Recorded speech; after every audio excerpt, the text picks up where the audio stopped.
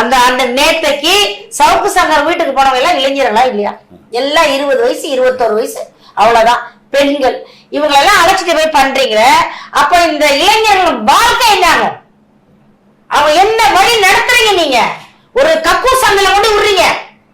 ஒரு நல்ல வாழ வேண்டிய பிள்ளைகளை, படிச்சவர்களை, வழக்கறிஞர்களை கக்கூசத்துக்கு மலத்தை கையில கொடுத்து அதை கொண்டு ஒரு வீட்டுல வீசி அடிக்கிறீங்கன்னு சொன்னா உங்களை அரசியல் எவ்வளவு தரம் தாழ்ந்திருக்கு, எவ்வளவு தரம் தாழ்ந்திருக்கு. திமுக தான் இதை பண்ணுதுன்னு நம்ம பாக்கணுமா, இல்ல காங்கிரஸ் மீது தான் பெரிய குற்றச்சாட்டு சொல்றாங்க? அன்றையிலிருந்தே நீங்கள் காங்கிரஸ் இந்த மாதிரியான வேலைகள் எல்லாம் செய்யும் அப்படின்னு சீமானவர்கள் தொடர்ச்சியா ஆரம்ப காலகட்டத்திலிருந்தே காங்கிரஸை மிக கடுமையா விமர்சிச்சிருக்காரு.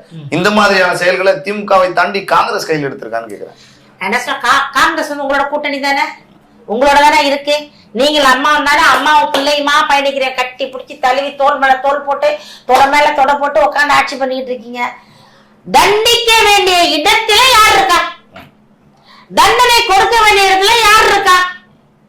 திராவிட மாடல் தானே இருக்கு. சும்மா ஏதாச்சும் ஒரு பிரச்சனை மனத்தை கூடி உள்ள போடுறீங்கல்ல. ஏன் வந்து உங்கள் கட்சிக்காரங்க தவறு இல்லையா? அது இது வந்து எவ்வளவு அந்த அம்மாவை போய் தாக்கிருக்காங்க தம்பி. ஒரு அதிர்ச்சி. அந்த அம்மாவோட மனநிலையை யோசிச்சு பாருங்க.